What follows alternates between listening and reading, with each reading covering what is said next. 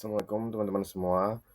Perkenalkan saya Marianto, saya dari Universitas Dian Nusantara. Di sini saya akan menjelaskan mata kuliah tentang penganggaran perusahaan. Untuk materi kali ini yaitu mengenai anggaran pengeluaran modal atau capital budgeting. Langsung saja, yaitu dalam dunia usaha, setiap keputusan untuk membeli aset tetap seperti mesin, kendaraan, atau membangun fasilitas baru perlu direncanakan secara matang. Disinilah pentingnya anggaran pengeluaran modal. Melalui perencanaan ini, perusahaan bisa melihat apakah investasi tersebut layak dan menguntungkan dalam jangka panjang atau tidak. Penekanannya bahwa keputusan ini bukan sekedar pengeluaran biasa, tetapi investasi jangka panjang yang harus dianalisis untuk kelayakannya. Jadi, apa itu anggaran pengeluaran modal? Anggaran pengeluaran modal adalah modal rencana jangka panjang perusahaan untuk mengeluarkan dana guna membeli atau meningkatkan aset tetap. Ini bukan sekedar belanja, tetapi juga investasi untuk masa depan perusahaan. Nah, ini fokusnya bukan hanya pada konsumsi, melainkan investasi untuk menghasilkan manfaat ekonomi di masa depan. Nah, untuk jenis-jenis modal di sini tergolong menjadi dua. Yang pertama modal sendiri, yang kedua yaitu modal pinjaman. Modal sendiri yaitu dana yang berasal dari pemilik usaha itu sendiri. Modal ini biasanya digunakan pada tahap awal pendirian usaha atau saat ekspansi usaha. Ciri-ciri modal sendiri yang pertama, tidak memiliki kewajiban untuk dikembalikan. Karena ini adalah modal sendiri, jadi kita tidak memiliki kewajiban kepada pinjaman atau kepada pihak bank untuk mengembalikan dana kita sendiri. Yang kedua yaitu bebas adanya bunga. Yang ketiga yaitu menunjukkan kepemilikan dalam usaha. Nah, contoh modal sendiri yaitu yang pertama adalah uang tabungan pribadi. Nah, biasanya ini kita nabung dalam jangka waktu yang agak lama atau sesuai dengan kemampuan kita untuk apakah tabungan ini kita layak untuk menjadikan modal pribadi kita. Yang kedua yaitu aset pribadi yang dijadikan modal usaha. Ini bisa juga berupa aset juga. Yang ketiga yaitu dana dari hasil laba atau keuntungan sebuah usaha sebelumnya atau laba ditahan. Yang terakhir yaitu investasi dari mitra atau pemilik saham. Nah, yang tadi kita sudah jelaskan mengenai modal sendiri, yang kedua sekarang modal pinjaman. Modal pinjaman adalah dana yang diperoleh dari pihak lain dengan kewajiban untuk dikembalikan sesuai dengan kesepakatan, biasanya disertai dengan bunga. Nah, ini adalah ciri-ciri dari modal pinjaman. Yang pertama ada kewajiban pengembalian pokok dan bunga, karena ini kita sifatnya meminjam, jadi kita harus wajib mengembalikan. Yang kedua yaitu jangka waktu pengembalian ditentukan dalam perjanjian. Yang ketiga, tidak mengubah kepemilikan usaha. Yang sekarang contoh modal pinjaman yaitu kita bisa dari pinjaman dari bank, terus ada kredit usaha rakyat atau KUR. Yang ketiga itu pinjaman dari koperasi, pinjaman dari teman-teman atau keluarga, dan terakhir yaitu modal ventura atau investor non-ekuitas. Yang selanjutnya di sini ada tujuan anggaran pengeluaran modal. Di sini tujuan anggaran pengeluaran modal yaitu ada 4 item di sini. Yang pertama menilai kelayakan proyek investasi. Yang kedua ada mengalokasikan dana secara efisien, lalu menentukan prioritas pengeluaran, dan juga mengendalikan biaya resiko investasi. Dan juga di sini ada contoh pengeluaran modal. Yang pertama pembelian mesin produksi, yang kedua pembangunan gedung baru, yang ketiga pengadaan kendaraan operasional, dan yang terakhir yaitu pembelian teknologi baru. Di sini ada gambaran nyata jenis belanja apa yang masuk ke dalam anggaran modal, seperti pembelian mesin produksi. Nah, apakah itu penting untuk produksi ke depannya, apakah bisa meningkatkan kuantiti produksi juga. Yang kedua yaitu membangun gedung baru. Nah, ini apakah relokasi gedung ini sangat dibutuhkan juga dalam perusahaan atau tidak. Yang ketiga itu pengadaan kendaraan operasional. Nah, biasanya dalam, produksi ini ada yang namanya kendaraan operasional untuk mengantar barang-barang ke klien atau supplier. Yang terakhir yaitu pembelian teknologi baru, yaitu ini, seperti sistem dalam produksi biasanya itu kalau di perusahaan-perusahaan besar itu biasanya menggunakan, sistem ERP atau SAP. Nah ini, bisa digunakan juga untuk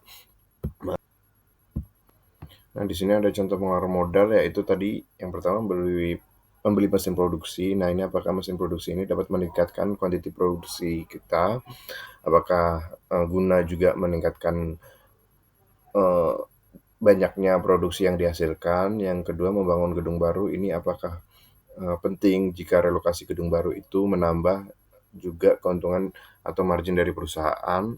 Yang ketiga yaitu pengadaan kendaraan operasional. Nah, biasanya di perusahaan-perusahaan besar ini perlu adanya kendaraan operasional untuk mengantar atau, eee, mengantar barang dari klien ataupun supplier. Yang terakhir yaitu pembelian teknologi baru ini seperti, untuk sistem sendiri biasanya di perusahaan-perusahaan besar menggunakan sistem ERP atau SAP ini bisa digunakan untuk mengontrol inventory sebuah perusahaan ataupun finance. Lalu slide selanjutnya yaitu, proses penyusunan anggaran modal. Proses penyusunan anggaran modal sendiri yaitu terbagi menjadi 6. Di sini ada identifikasi kebutuhan investasi, lalu yang kedua estimasi biaya proyek, yang ketiga analisis kelayakan NVP dan IRR, yang keempat penilaian dan pemilihan proyek, yang kelima persetujuan dan pelaksanaan, dan yang terakhir yaitu evaluasi pengadaan. Di sini saya akan sedikit menjelaskan mengenai 6 tahapan penyusunan anggaran tersebut, yaitu yang pertama identifikasi, kebutuhan investasi. Ini langkah awal untuk mengenali kebutuhan investasi yang relevan bagi perusahaan. Contohnya, apakah perusahaan perlu mesin baru yang dijelaskan sebelumnya. Yang kedua, apakah ada tambahan gedung baru, sistem baru, dan lain sebagainya. Tujuannya di sini yaitu menyusun daftar proyek atau aset yang mungkin dibutuhkan demi mendukung tujuan bisnis. Yang kedua, estimasi biaya proyek. Nah, setelah yang pertama tadi, jadi kita harus mengestimasi atau mengidentifikasi perusahaan memperkirakan berapa besar dana yang diperlukan untuk proyek tersebut. Ini mencangkup satu biaya pembelian aset, biaya instalasi, dan juga pajak asuransi dan biaya tak terduga lainnya. Tujuannya di sini yaitu untuk menyediakan gambaran awal mengenai besar investasi yang diperlukan. Yang ketiga, analisis kelayakan NPR dan IRR.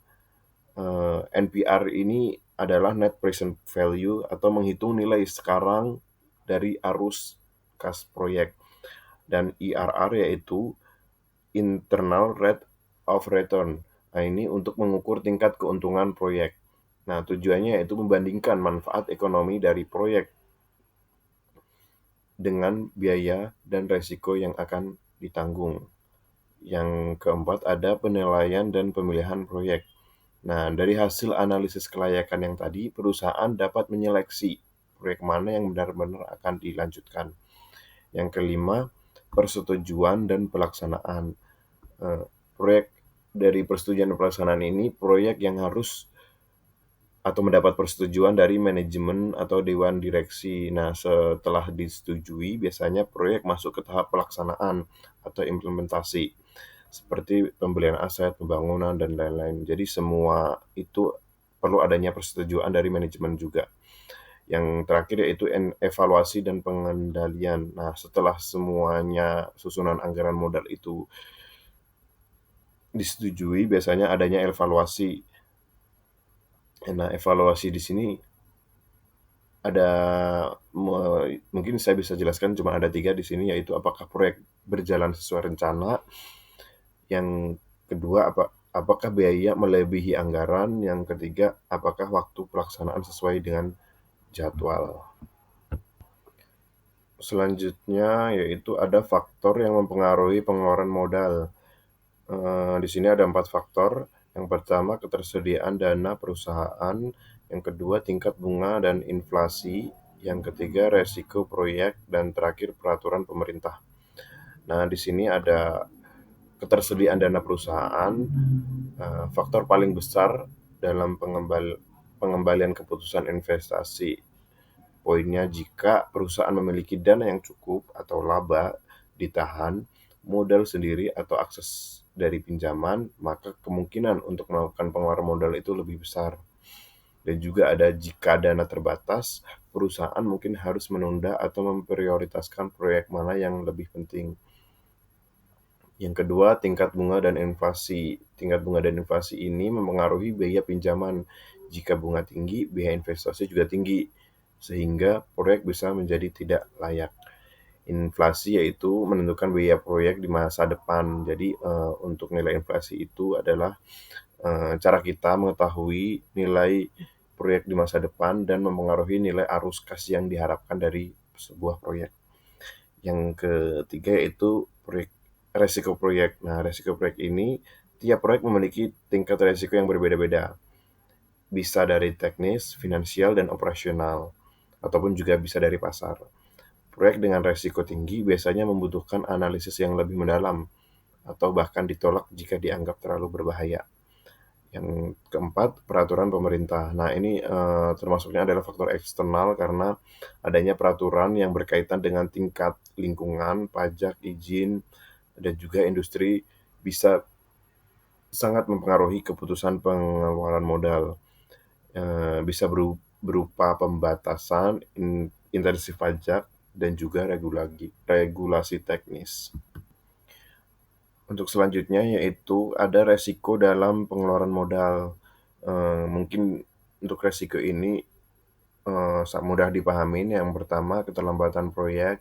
Ini seperti biasa, jika ada keterlambatan proyek pasti ada kerugian dalam kita mendirikan sebuah usaha. Yang kedua yaitu biaya yang membengkak. Nah, jadi dengan keterlambatan proyek ini juga bisa menjadi biaya yang kita keluarkan itu jadi membengkak, tidak sesuai dengan rencana awal. Yang ketiga yaitu perubahan pasar. Yaitu, perubahan pasar di sini eee, jika bisa berupa turunnya permintaan atau munculnya pesaing baru, perubahan tren konsumen, dan juga ada krisis ekonomi.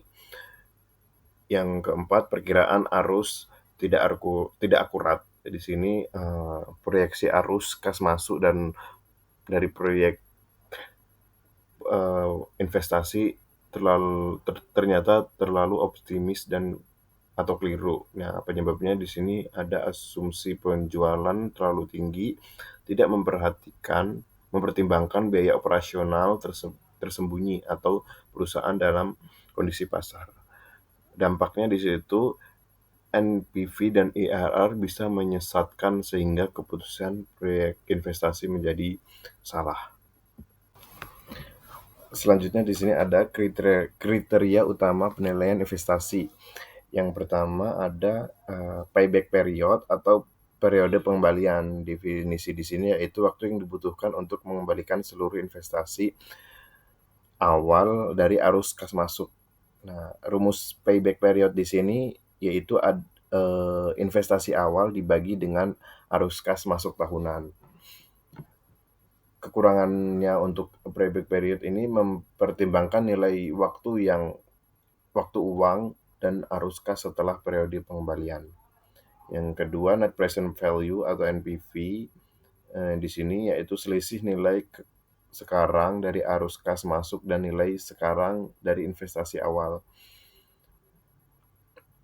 Nah, untuk NPV di sini rumusnya seperti ada di slide yang NPV investasi layak atau investasi tidak layak. Kelebihannya mempertimbangkan nilai waktu uang dan seluruh arus kas. Kekurangannya itu membutuhkan estimasi tingkat diskonto yang tepat. Yang ketiga yaitu internal rate of return atau IRR. Definisi di sini yaitu tingkat diskonto yang membutuhkan NPV sama dengan 0. Kriteria keputusan IRR sama dengan adalah biaya modal, investasi layak, dan IRR biaya modal investasi tidak layak. Kelebihannya yaitu menunjukkan tingkat pengembalian aktual proyek. Kekurangannya bisa menyesatkan jika proyek memiliki arus kas tidak normal, berganti tanda lebih dari sekali, bisa menghasilkan lebih dari satu IRR. Yang keempat ada Profitability Index atau PI. Definisi di sini yaitu rasio antara nilai sekarang dari arus kas masuk dengan investasi awal. Nah, untuk PI di sini rumusnya ada NPV ditambah 1 dibagi dengan I. Kelebihannya di sini yaitu berguna dalam kondisi anggaran terbatas atau capital rationing. Kekurangannya tidak sekuat NPV dalam keputusan tunggal. Yang kelima ada discontinue payback period. Nah, di sini yaitu seperti payback period, discontinue ini tidak mempertimbangkan nilai waktu uang atau arus kas yang didiskontokan terlebih dahulu. Kelebihannya lebih akurat dari payback biasa dan kekurangannya di sini masih mengabaikan arus kas setelah periode pengembangan. Selanjutnya di sini ada kriteria utama penilaian investasi. Ini masih selanjutan yang tadi, yang keenam yaitu accounting rate of return atau IRR. ARR adalah metode penilaian investasi yang mengukur tingkat pengembalian rata-rata tahunan terhadap investasi berdasarkan data akuntansi laba bersih. Ini bukan arus kas. Jadi metode ini menunjukkan seberapa besar keuntungan akuntansi yang dihasilkan proyek dibandingkan dengan investasi yang dilakukan. Kriteria keputusan di ARR yaitu lebih dari sama dengan target minimum return cut-off rates, investasi sama dengan layak. ARR kurang dari target minimum yaitu target tidak dipertimbangkan. Nah, untuk ARR di sini rumusnya yaitu rata-rata laba bersih tahunan dibagi dengan investasi awal atau rata-rata investasi dikali 100%. Kadang juga investasi rata-rata sebagai berikut yaitu rata-rata investasi sama dengan investasi awal ditambah nilai sisa dibagi 2. Nah, kelebihan ARR sendiri di sini sederhana dan mudah dipahami, menggunakan data akuntansi yang tersedia. Kekurangannya di sini tidak mempertimbangkan nilai waktu uang atau time value of money, menggunakan laba bersih, bukan arus kas, bisa dipengaruhi depresiasi atau metode akuntansi. Yang ketujuh ada metode internal rate of return atau MERR. MERR di sini adalah pengembalian dari IRR yang memperbaiki kelemahan IRR dalam kasus arus kadang tidak normal. Nah, lebih dari satu perusahaan. Kelebihan di sini yaitu memberikan hasil unik atau tidak seperti IRR. Lebih realistis karena mempertimbangkan daya investasi, karena memperhitungkan tingkat reinvestasi dan pembiayaan. Rumusnya ada di ini slide Yang keenam yaitu yang kedelapan sorry, yaitu average rate of return on investment atau ROI, yaitu mengukur efisiensi dari penggunaan modal dalam proyek. Lebih umum digunakan dalam analisis kinerja investasi jangka pendek dan profitabilitas. Rumus ROI yaitu sama dengan total laba bersih dibagi total investasi dikali 100%. Nah, yang terakhir yaitu ada BEP atau break even point, titik di mana pendapatan sama dengan total biaya atau laba sama dengan nol, menentukan berapa banyak produk harus dijual agar proyek tidak rugi. Nah, rumus BEP sendiri di sini ada biaya tetap dibagi harga per unit dikurangi harga variabel per unit. Slide selanjutnya yaitu kriteria utama penilaian investasi yang dijelaskan yang tadi. Nah, di sini bisa dilihat pertimbangannya atau perbandingan dari ke-9 kriteria investasi yang tadi.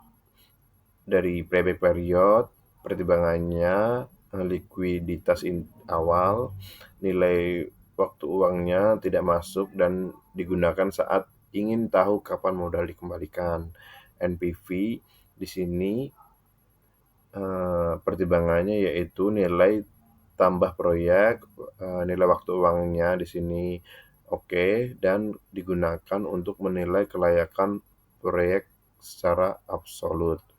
Nah, dan IRR di sini persentase pertimbangannya yaitu persentase imbal hasil proyek, nilai waktu uangnya yaitu oke, dan digunakan saat membandingkan dengan cost of capital.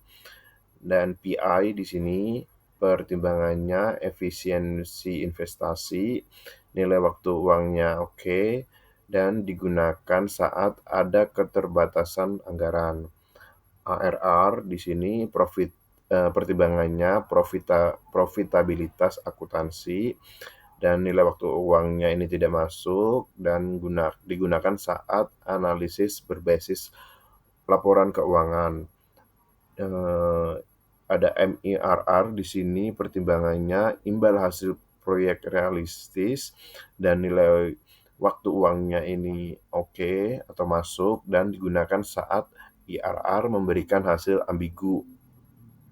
Dan di sini ada ROI, pertimbangannya efisiensi total investasi dan nilai waktu uangnya ini tidak masuk dan digunakan saat evaluasi tingkat pengembalian investasi.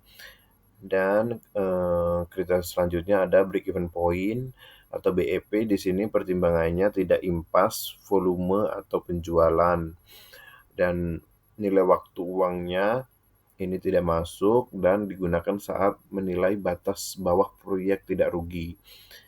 Dan ada insensitivity dan skenario. Di sini resiko pertimbangannya yaitu resiko dan ketidakpastian.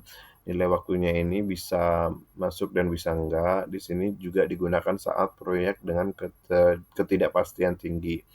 Dan terakhir yaitu real option-nya, fleksibel, nilai pertimbangannya fleksibilitas keputusan investasi, nilai waktu uangnya ini oke atau masuk, dan proyek jangka panjang digunakan saat proyek jangka panjang atau bersifat strategis.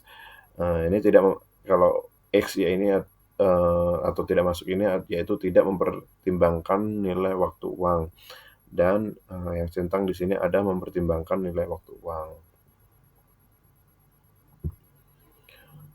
Nah, untuk selanjutnya yaitu ada contoh perhitungan di sini. Jika sebuah perusahaan ingin membeli mesin seharga 100 juta, perkiraan arus kas yang masuk per tahun yaitu 5 tahun itu pertama 25 juta, yang kedua 30, yang ketiga 35, keempat 30 lagi, yang terakhir turun menjadi 20 juta. Tingkat diskontonya di sini ada 10%. Nah, di sini, kita pakai perhitungan NPV. diketahui investasi awal tadi 100 juta, arus kas per tahun di sini selama 5 tahun. Jadi tahun pertama 25 juta dan sampai ke 5 tadi, 20 juta. Tingkat diskontonya atau R sama dengan 10% atau 0,1. Nah, rumusnya yang sudah dijelaskan di sini tadi, PV sama dengan CFT dibagi 1 plus R pangkat 2. Nah, untuk perhitungan NPV-nya yaitu total PV sama dengan 22 juta. Ini untuk arus kasnya sudah tertera di atas ya, untuk 25%-nya berapa, PV-nya 30 jutanya berapa, PV-nya sampai ke 20 juta. Nah, di sini total PV sama dengan 20 juta sekian ditambah 24 juta sekian. Nah, ini totalnya ada 100.731.949. Nah, total NPV di sini, total PV dikurangi investasi awal. Jadi 106 juta yang tadi, hasilnya dikurangi 100 juta investasi awal sama dengan 6.731.949. Kesimpulannya yaitu karena NPV lebih dari 0, maka investasi ini layak digunakan karena menghasilkan nilai tambah sebesar 6 juta sekian, setelah mempertimbangkan nilai waktu, uang, dan tingkat diskonto yaitu 10%. Nah, jika kita hitung dengan payback period, akumulasi arus kas dari tahun per tahun itu 25 juta, 30 juta, 35 juta, dan 30 juta. Ini akumulasinya, arus kasnya di tahun keempat itu 120 juta. Nah, setelah tahun ketiga akumulasinya baru 90 juta. Nah, di sini dihitung waktu tahun keempatnya, ini ada 10 juta dibagi 20 juta yang tadi, ini 0,8, jadi nggak sampai 1 tahun. Dan kesimpulan investasinya yaitu modal investasi akan dikembalikan dalam sekitar 3 sampai 4 tahun, 3 tahun 4 bulan. Nah, karena ini payback period-nya tadi sudah dihitung juga 3 ditambah 0,33, jadi di sini dibulatkan 3 tahun 4 bulan gitu. Selanjutnya, nah, dari semua yang sudah dijelaskan tadi, kesimpulan dari materi kali ini yaitu anggaran pengeluaran modal bukan sekedar angka atau tabel. Tapi soal keputusan yang berdampak pada masa depan perusahaan. Dengan perencanaan yang matang, perusahaan bisa tumbuh lebih sehat, lebih efisiensi, dan lebih siap menghadapi tantangan. Dan juga anggaran pengeluaran modal di sini adalah alat yang penting untuk investasi jangka panjang. Dibutuhkan analisis yang cermat seperti NPV dan payback untuk memastikan kelayakan sebuah proyek. Nah, cukup sekian yang bisa saya jelaskan mengenai dengan anggaran pengeluaran modal. Kurang lebihnya mohon maaf. Wassalamualaikum warahmatullahi wabarakatuh.